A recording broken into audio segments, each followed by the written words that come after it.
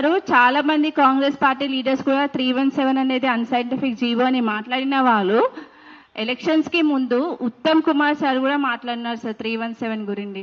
So ఇప్పుడు ఆ మాటలని ఏమైనాయి? మమ్మల్ని ఎందుకు పట్టించుకోవట్లేదు? మేము కూడా ఎంప్లాయీస్మే కదా, మేము కూడా టీచర్స్ ఎంప్లాయీస్మే కదా సార్, ఈ ప్రభుత్వంలో భాగమే కదా. మిమ్మల్ని ఒకటే ఒక రిక్వెస్ట్ చేస్తున్నాం సార్, ఈ అంబేద్కర్ జయంతి నాడు అంటే April 14th వరకు ఈ 317 పైన మాకు ఏదో ఒకటి స్టేట్మెంట్ మా ఫేవర్గా మీరు ఇవ్వండి. మిమ్మల్ని సీఎం సార్ని కలవడానికి చాలా ప్రయత్నం కూడా చేశాం, కానీ సీఎం సార్ మాకు అపాయింట్మెంట్ ఇవ్వడం లేదు. ఇంకొక విషయం ఏంటంటే, మీరు కమిటీ వేసి స్పౌస్, మ్యూచువల్, మెడికల్ గ్రౌండ్స్ వాళ్ళకి క్లియర్ చేశారు. ఇదేదో అప్పుడే బీఆర్ఎస్ గవర్నమెంట్ ఇచ్చినాయే, మీరు కొత్తగా ఇచ్చినవి ఏం లేదు.